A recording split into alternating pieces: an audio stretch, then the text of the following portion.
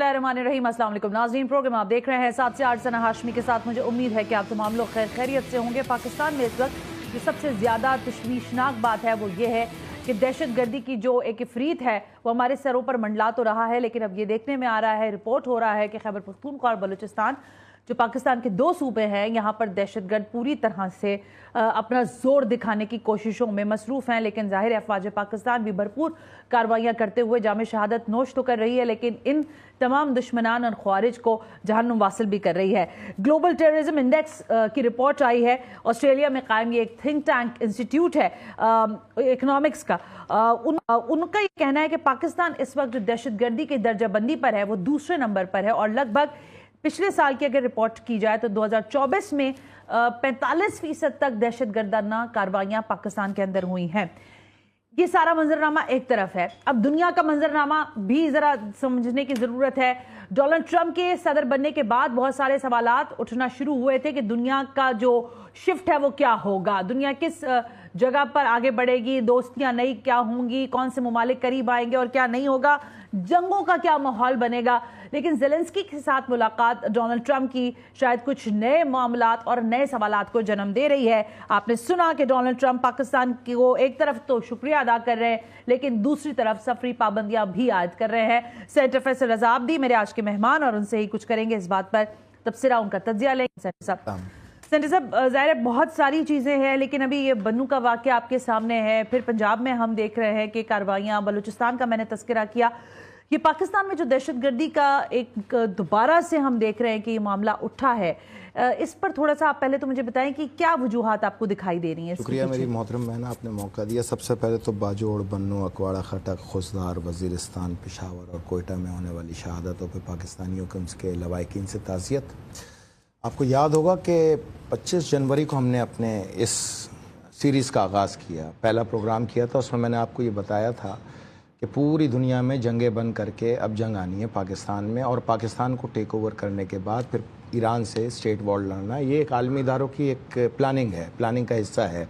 और इस ज़िम्न के अंदर पूरी दुनिया से दहशतगर्दों की ट्रांसपोर्टेशन अफ़गानिस्तान और अफ़गानिस्तान से पाकिस्तान में की गई, और इस ज़िम्न के अंदर उनको गर्मियों की आमद का इंतज़ार था। अच्छा, ये आप पहले प्रोग्राम में कह चुके और मेरे हिसाब से ये तो अभी ये असल में उतावले बहुत होते हैं ना, ये जिस टाइप के ये लोग हैं, जिस तरह आपने पॉपकॉर्न बनते हुए देखा है, 1-2 पीस पहले गिर जाते हैं आके, तो ये वो है जो अभी आप फेस कर रहे हैं, जो अब आप फेस कर रहे हैं।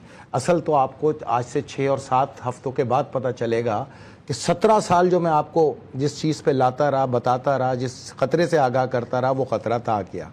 6 से 7 हफ्ते हैं अब आपके पास।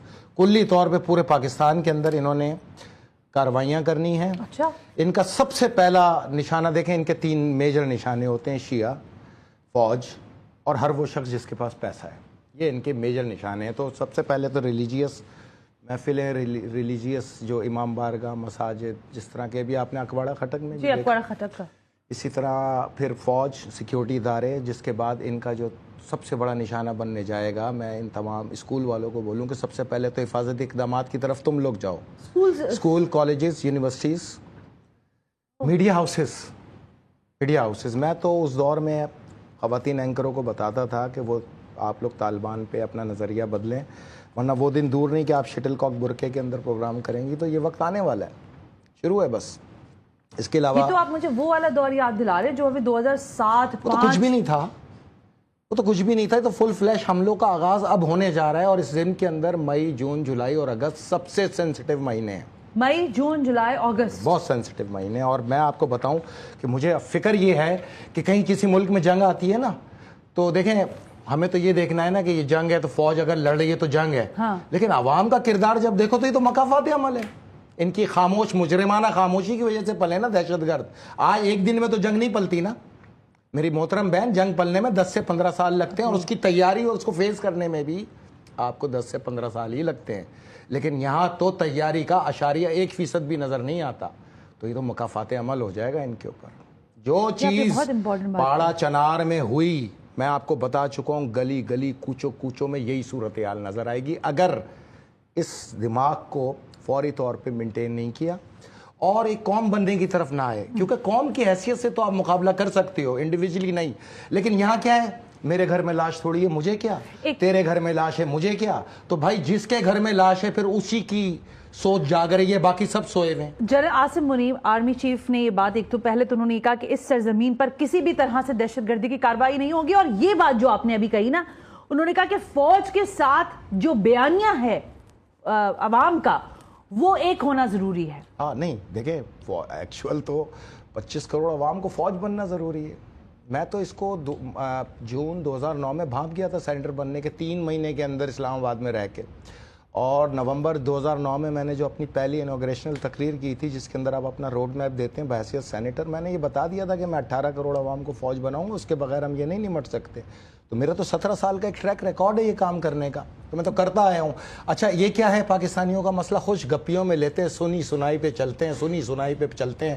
کیا ساتھ دیا آپ نے, او جی آپ پہ جب آپ پہ مصیبت آئی جیل گئے بولنے پہ یا کچھ ہوا, ہم نے آپ کا ساتھ دیا. کیا ساتھ دیا, ہم نے آپ کے لیے کمنٹ کیا. یہ کمنٹس آتے اگر تو پھر یہ یاد رکھنا کل کو جب یہاں پر آفتیں گرنا شروع ہوں گی تو ہماری طرف سے بھی کمنٹ آئے گا مولا خوش رکھے.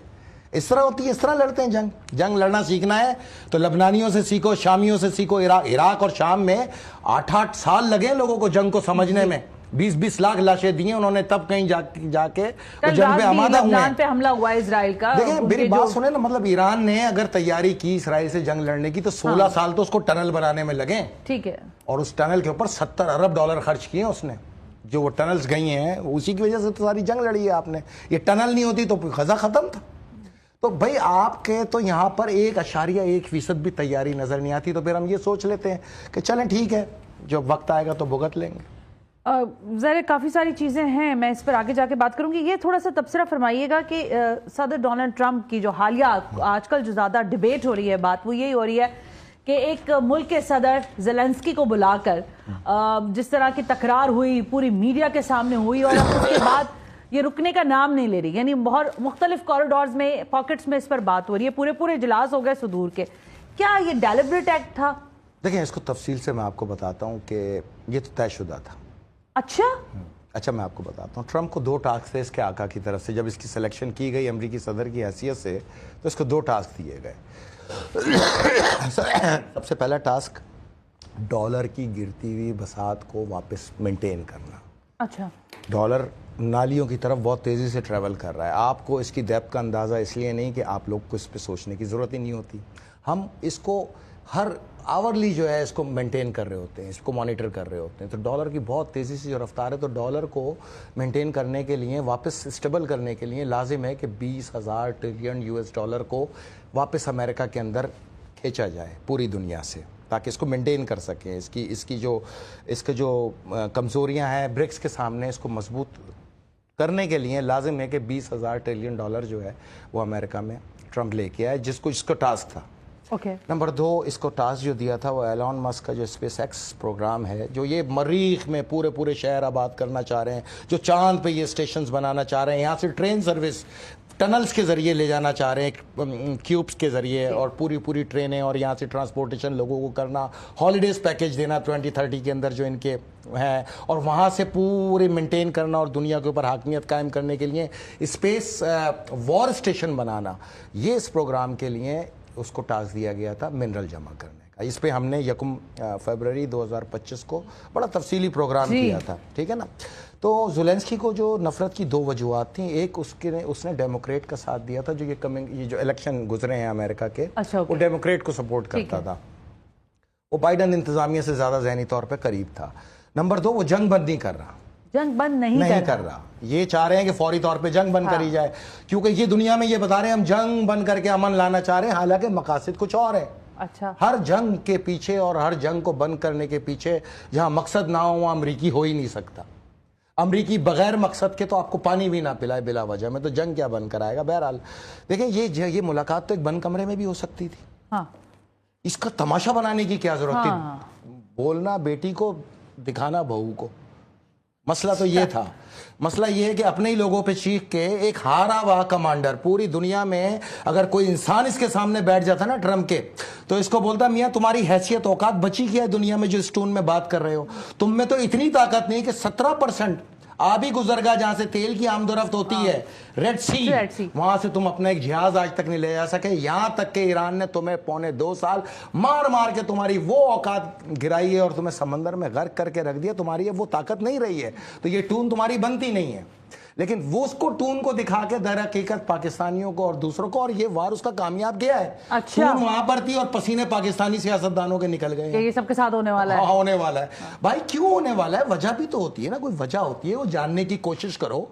आकाजादे के अंदर इतना तो आकाजादा ना बनो ना कि पूरे आका के लिए तुम गुलाम बन के तुम पाकिस्तानियों को अपने साथ नहीं मैनेज करो। अपनी जात तक रखो ये आकाजादी तुम्हारी जो भी है। अब तुम्हारा आका है, हमारा नहीं, इसलिए तुम डरो, हम नहीं। तुम वो क्यों डराया उसने?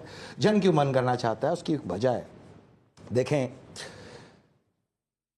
मैं आपको बताऊं कि तो आप पहले सबसे पहले तो यूक्रेन को समझने की कोशिश करें कि यूक्रेन है क्या। मैंने आपको बताया था कि पाकिस्तान में कुल खजाना है 40%, तो यूक्रेन में 9.8%।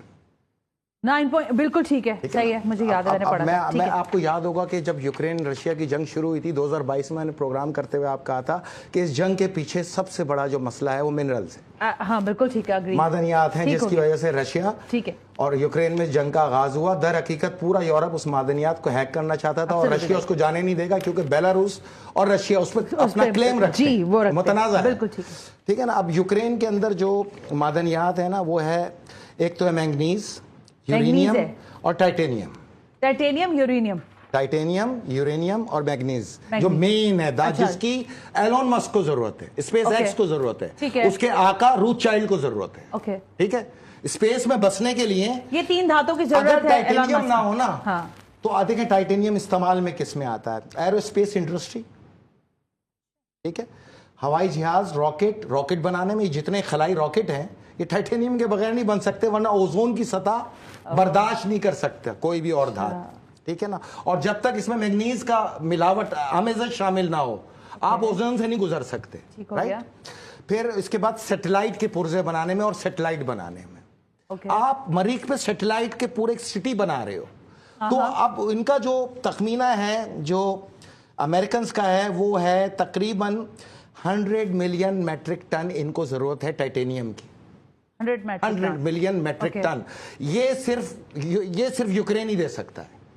अच्छा। हमने पाकिस्तान में 8000 पहाड़ी सिलसिलों में सिर्फ 8 पहाड़ी सिलसिलों के अखज़ करके नतीजा आपके सामने रखा था 2 लाख ट्रिलियन मैट्रिक टन के खजाने। अच्छा, टाइटेनियम को हम तलाश कर रहे हैं, अभी तक हमें नहीं मिल सका। हम 17 किलोमीटर डीप जा चुके हैं, नहीं मिल सका। लेकिन हमने चांदी तस्खीर कर ली।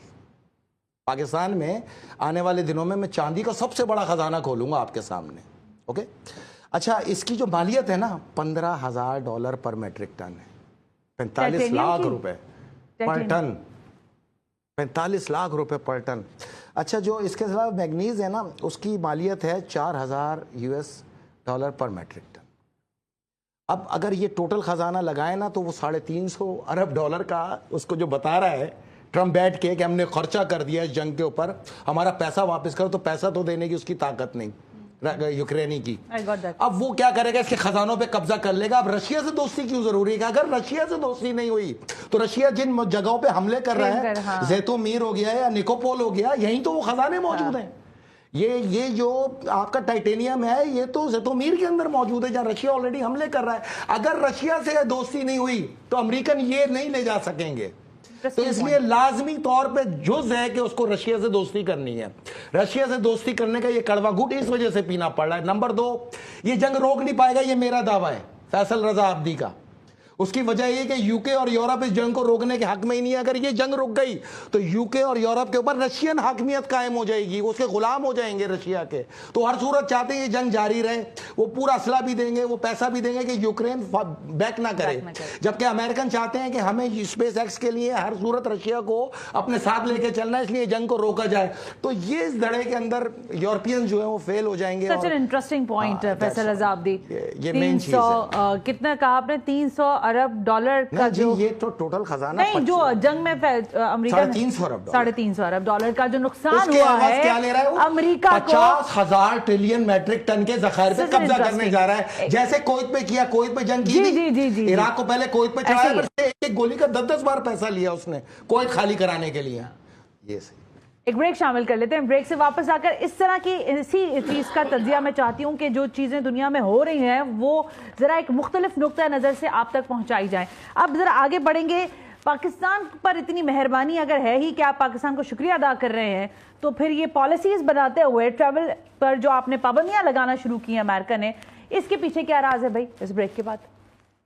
ویلکم بیک ناظرین, ہم بریک پر تھے. بریک پر جانے سے پہلے سینیٹر فیصل رضا عابدی صاحب, میں نے سوال بڑا سادہ کیا.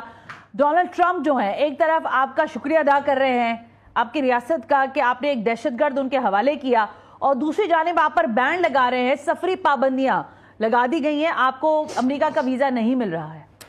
ایک منصوبہ ڈسکلوز کر رہا ہوں ان کا, جیسے میں نے آئل کا کیا تھا نا, ایک آج کر رہا ہوں. اوکے, یہ جو شکریہ ہے تو کرٹسی ہے, جس کی خوشی میں یہ مرے جا رہے ہیں, یہ آقا زادے, ٹھیک ہے نا. تو ان آقا زادوں کو بولو تمہاری اوقات ہی اتنی ہے, تمہیں پتہ ہی نہیں کہ اصل تمہارے ساتھ ہونا کیا ہے. وہ سنو غور سے. آج پہلی چیز تو یہ کہ اللہ کرے کہ یہ ہم پر سفری پابندیاں لگا دیں, اور بھی لگا دیں. جتنی پابندیاں ہماری عوام پاکستان کی طرف سے, شہدائے پاکستان کی طرف سے تم سے تقاضا ہے اور دعا ہے کہ تم لگا دو, تاکہ ہمارا کام آسان ہو جائے. تمہیں بائے بائے کہنے کا, خدا حافظ کہنے کا. ایک بلاگ اور بھی موجود ہے, وہ بھی میں نہیں بنایا. 2010 سے شروع ہوا ایران رشیا چائنا بلاگ بنانے میں. یہ مائنڈ سیٹ پورا میرا بنایا ہوا ہے, جس کو انہوں نے کاپی کیا, ان کے حق میں تھا. یہی ہوتا ہے نا, سنتے ہیں اور اپنے حق کی چیزیں نکالتے ہیں لوگ. اوکے, ایک پورے ایمبیسیز میں سیٹ اپ بیٹھے ہوئے ہیں, رائٹ. نمبر 2, میں آپ کو بتاؤں کہ ٹرمپ اس سال کے آخر میں جو ہے نا, اس کو $1000 ٹریلین ہر صورت امریکہ لانا ہے. اس لیے وہ عرب بادشاہوں کو بھی پریشر کر رہا ہے ڈالر لانے کے لیے, تاکہ کھانا ہے انہوں نے. 1000 ارب ڈالر, ایک نہیں, $10,000 ٹریلین اچھا, 2 منصوبے تیار ہو چکے جی. ایک تو یہ ہے کہ کرپشن اور ڈرگس کے استعمال میں تمام پیسے کو ضبط کیا جائے. دیکھیں میری بات سنیں, اور اس میں پاکستانی عوام کی دعائیں اس کم سے کم اس چیز میں اس کے ساتھ ہونی چاہیے کہ سیاستدانوں کا, بیوروکریٹ کا, پولیس آفیسرز کا, کسٹم آفیسرز کا جتنا پیسہ امریکہ پہنچا ہے وہ سب 27 ریاستوں میں, 27 ملکوں میں, امریکہ سمیت 27 ملکوں میں یہ ضبط کرنے جا رہے ہیں. جون میں اس کا آغاز ہو رہا ہے.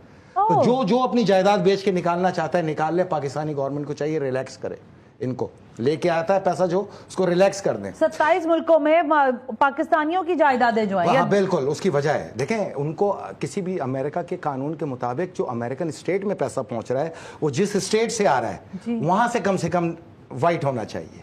اچھا, ٹھیک ہے. اب وہ تو یہ ٹرانزیکشن کو 100% وائٹ ہے, کیونکہ اس کے لیے گلف کنٹریز کا سہارا لیا گیا, دبئی کا. اب دبئی کیسے گیا, اس میں انویسٹیگیشن کا آغاز ہو رہا ہے, کیونکہ دبئی تو گیا ہے حوالے سے, ہنڈی سے, پروٹوکول طیاروں سے, ڈپلومیٹ کور. سعودی شہزادوں اور یو اے کے شہزادوں نے کا کام ہی یہی تھا کہ جہاز لے کے آتے تھے اور سیاستدانوں کا بھر کے ڈالر لے جاتے تھے, اس پہ وہ 10% اپنا چارج کرتے تھے. اب دبئی جانے کی ٹرانزیکشن تو ہے ہی نہیں کسی کے پاس بھی. امریکہ تک کی تو ٹرانزیکشن ہے, دبئی تک کی, لیکن دبئی کیسے گیا اس کی کوئی ٹرانزیکشن نہیں ہے. اس لیے جتنے پیسے سے جو بھی جائیداد خریدی گئی, چاہے وہ آف جو نامی ہو یا بے نامی, ضبط ہونے جا رہی ہے. اس وقت بے نامی جو پراپرٹیز ہیں وہ ہیں 85%, اور جو بے نامی اکاؤنٹ ہیں وہ ہیں 60%, لائک سوئٹزرلینڈ کے اندر جگہ مختلف جگہوں پہ.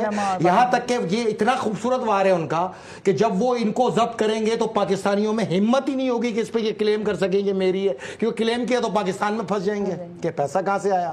تو یہ صحیح وار ہے ان کا بالکل. نمبر 2, دنیا کے 27 ملکوں سے پاکستانیوں کو ڈیپورٹ کرنے کی تیاریوں کا آغاز شروع ہونے والا ہے جون سے. بڑی تعداد میں ڈیپورٹ ہوں گے, پہلے غیر قانونی, اور پھر ماحول کو اتنا تلخ کر دیا جائے گا, توہین آمیز کر دیا جائے گا پاکستانیوں کے لیے, بالخصوص امریکہ میں, کہ وہ ان کے لیے رہنا ہی دشوار ہو جائے گا. تو یہ امریکہ میں اس وقت 90 لاکھ پاکستانی ہیں, 25 لاکھ کینیڈا کے اندر ہیں, تقریباً 70 سے 80 لاکھ یورپ کے اندر ہیں. تو یہ 2 کروڑ پاکستانیوں, اور خاص طور پہ خلیج کی ریاستوں سے بھی ڈیپورٹ کرنے کی تیاریاں شروع ہو چکی ہیں اس وقت. تو وہ تو آپ کو ویزاز ہی نہیں مل رہے, آپ کو نکالنا ہے انہوں نے. بھائی یو اے کا ویزا نہیں مل رہا, یو ایس کا ویزا تو میں جو آپ کو ڈالا ہے. دیکھیں, ہم نے 25 کو جب پروگرام شروع کیا تھا پاکستان 4تھے نمبر پہ تھا. بالکل درست, صرف 2.5 مہینے کے اندر ہی جو ہے دوسرے نمبر پہ آ گیا, اور اگلے 2.5 مہینے بعد پہلے نمبر پہ ہوگا, اس کے 2 سے 3 مہینے کے بعد, مطلب کوئی مقابلہ ہی نہیں ہوگا. نیچے آنے کے لیے بھی لوگوں کو سوچنا پڑے گا کہ پاکستان کو کیسے مینج کریں. میں آپ کو یہ بتا چکا کہ اب آنے والے دنوں کے اندر جیسے شام اور لبنان چلا کرتا تھا, اب صرف پاکستان چلے گا. بتایا میں نے آپ کو. مجھے یہ بتائیں, جب ان کو نکالا جائے گا اس کی وجہ کیا ہے؟ پاکستان کے پاس ہے 40%, دنیا کے کل 40% منرلز کا خزانہ پاکستان میں موجود ہے.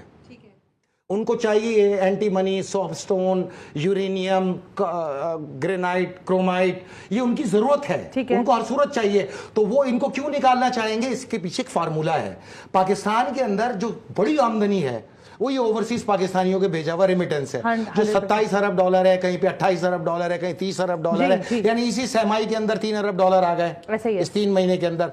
तो जब इन पाकिस्तानियों को निकाल दिया जाएगा तो 30 अरब डॉलर का डेफिसिट तो आ गया, तो आपके मुल्क का तो नेल डाउन होना ही होना है। फिर आपने फिर उनकी शराइत माननी है, आपने फिर हर सूरत उनको मान के अपने मिनरल्स को कौड़ियों के दाम में उनके हवाले करना है, जैसे यूक्रेन को ब्लैकमेल करके वो हासिल कर रहे हैं। तो पाकिस्तान के मिनरल को छोड़ने के लिए हर वो दाव अपनाया जाएगा आप पे, क्योंकि 1 साल के अंदर अंदर उनको इन मिनरल्स की जरूरत है। 6 महीने लगते हैं प्रोसेसिंग प्लांट को लगाने के लिए, प्रोसेस करने के लिए।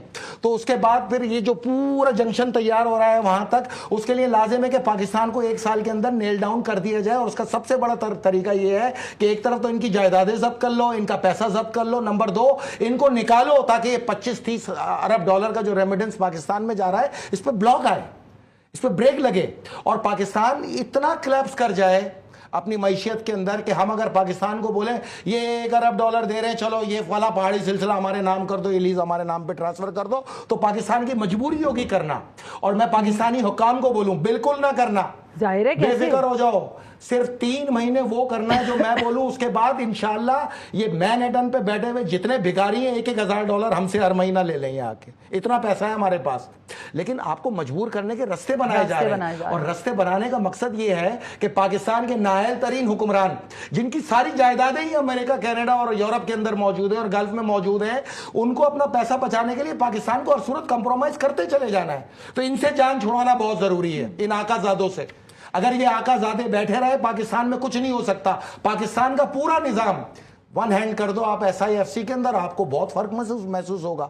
लेकिन अगर आप ग्रे एरिया को डाल के रखेंगे जिसको पार्लियामेंट कहा जाता है, उसने आपको कोई काम नहीं करने देना। क्योंकि अगर आपने कोई इंपॉर्टेंट काम, कोई मजबूत काम अपनी पार्लियामेंट के जरिए या इन आकाजादे सियासतदानों के जरिए करने की कोशिश की तो वो आप नहीं कर पाएंगे। SIFC का आपने नाम लिया, मैंने आज ही खबर पड़ी कि SIFC ही बहुत सारी चीजों को बेहतर करने के लिए आगे एक अलग सेगमेंट है ना, वो अलग सेगमेंट है ना। लेकिन सियासतदान तो हुक्मरान है ना, इनके 200 अरब डॉलर के जायदादें इस वक्त यूरोप और अमेरिका में मौजूद है। मैनहट्टन में 400-500। मैं तो इंशाल्लाह ईद के फौरन बाद आप कौन सियासतदान क्या 2007 में था और आज क्या है उसकी पूरी डिटेल आपके सामने पेश करने जा रहा हूं। इंटरनेशनल अरीना में, इंटरनेशनल खबरों के अंदर फैसल रजा अब्दी SIFC को सबसे ज्यादा बैशिंग की जा रही है, ये भी मैं आपको बता दूं। SIFC को आप और हम इंपॉर्टेंस दे रहे हैं ना, दुनिया उसमें बैशिंग कर रही है। SIFC चला रहा है वो कम से कम उनके काबू में नहीं है, हाँ, ये सियासतदान उसके काबू में डाल रहे हैं। एक ब्रेक का कहा जा रहा है फैसल साहब, मैं ब्रेक ले रही हूँ। ब्रेक से वापस आकर 1-2 सवाल मेरे हैं, और वो ये कि 31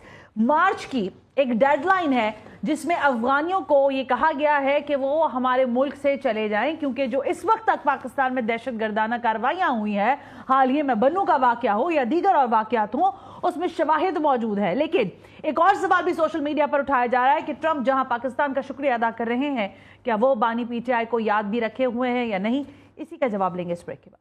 वेलकम बैक नाज़रीन, हम ब्रेक पर थे, मुझे कहा गया वक्त बिल्कुल कम है, लिहाजा ये टॉपिक फैसल रजा अब्दी साहब मैं आइंदा किसी प्रोग्राम के लिए उठाए रखती हूँ। 31 मार्च की जो डेडलाइन है और अफगानियों को आपके मुल्क से कहा गया है कि वो चले जाएं क्योंकि हालात यहाँ पर। मैं इसमें वाहिद आदमी था जो 2017 से पीपल्स पार्टी में 2013 से लड़ रहा था कि इनके शनाख्ती कार्ड ना बना, और 2017 में इस मरदमशुमारी में जब इनको पाकिस्तानी किया जा रहा था, मैं वाहिद आदमी था जिसने इस पर जेलें काटी, लेकिन लोगों ने साथ नहीं दिया। आवाम की बेहिस और जमीर फरोशी की वजह से आज ये, लेकिन इस वक्त रियासत पाकिस्तान का फैसला है कि इनको वापस जब निकालेंगे तभी तो जंग में शिद्दत आएगी। उनके अरबों रुपए की इन्वेस्टमेंट है, आप 40% पाकिस्तान खरीद चुके हैं, थोड़ियों में हाथ लगा के नहीं जाएंगे, एक जंग के जरिए जाएंगे, ये बताना चाह रहा हूँ।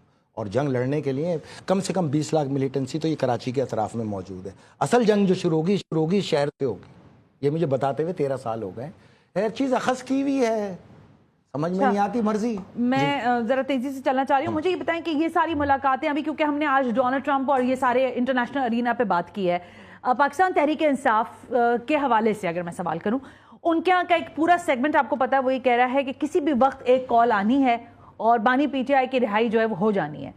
ये इसको आप कैसे? हमारा दावा है ट्रंप को हमसे ज्यादा कोई नहीं जानता, इसका जितना पीछा मैंने किया कोई भी नहीं कर सकता। میں اس کی ایک ایک نس کو جانتا ہوں, یہ کبھی بھی یہ کال کرے گا ہی نہیں اس کی رہائی کی. اس کو فری نیازی نہیں چاہیے, اس کو پرائم منسٹر نیازی چاہیے. وہ آپ کو گھیر کے اس نہج پہ لے کے آئیں گے یورپی یونین کے ساتھ کہ آپ فری اینڈ فیئر الیکشن کی طرف جائیں. اور فری اینڈ فیئر الیکشن کے لیے لازم ہے نیازی کے جیتنے کے لیے کہ وہ جیل میں موجود ہو, ورنہ اس کے کریڈٹ پہ کوئی چیز ہے ہی نہیں جیل کے علاوہ. تو اس کو انہوں نے پرائم منسٹر بنانا ہے, اس لیے پورا تقاضا جو آپ پہ آئے گا وہ فری اینڈ فیئر الیکشن کا آئے گا. اور میں پاکستانی سوچ رکھنے والوں کو یہ بولوں, اگر اس طرف آئیں ان سے پہلے ہی آپ مان جائیں, کیونکہ اس سے اچھا وے آؤٹ ہمارے پاس بھی نہیں ہے. وہ وے آؤٹ کیسے ہوگا یہ آنے والے پروگرامز کے اندر ایک ڈیٹیل ریسرچ کے ساتھ آئے گا. آپ میری بات سنیں, اگر میں عرب لغت کے اندر آؤں, عرب لغت میں دیکھیں ایاک نعبد و ایاک نستعین ان کا ترہ امتیاز ہے. اب یہ ایاک نعبد و ایاک نستعین کدھر ہے؟ آدھی آیت پڑھنا تو ویسے ہی گناہ ہے.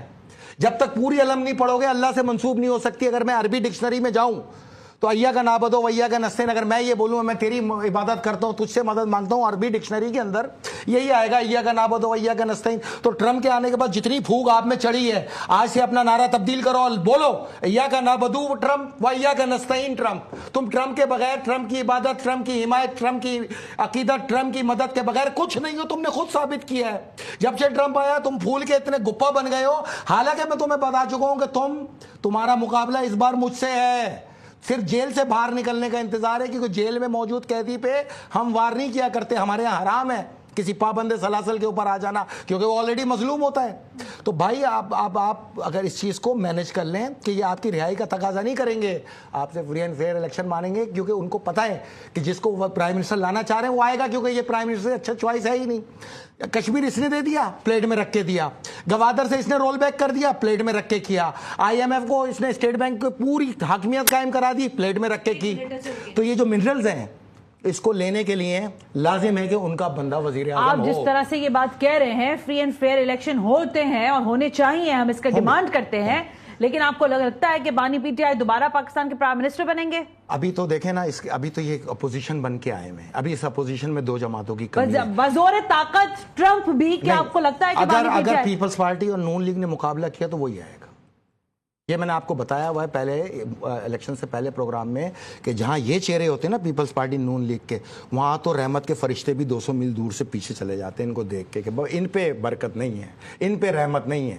یہ عوام کے اندر ایک گالی ہے, اس کو تسلیم کرنا پڑے گا. جب یہ مقابلہ کریں گے اس نے کچھ بھی نہ کیا ہو وہی بادشاہ بنے گا. ہاں کوئی نیا چہرہ آ گیا تو اس کو ایسے غرق کرے گا کہ پٹک پٹک کے اس کو زمین میں دھکیل کے مارے گا. کسی دن پوچھوں گی آپ سے کہ وہ نیا چہرہ کہاں سے آپ کو نمودار ہوتا دکھائی دے رہا. آج کے لیے بہت شکریہ سینٹر فیصل عزابدی کا تجزیہ تبصرہ آپ نے سنا. فیڈ بیک ضرور دیجیے گا آج کے پروگرام سے. ثنا ہاشمی دیجیے, اللہ حافظ.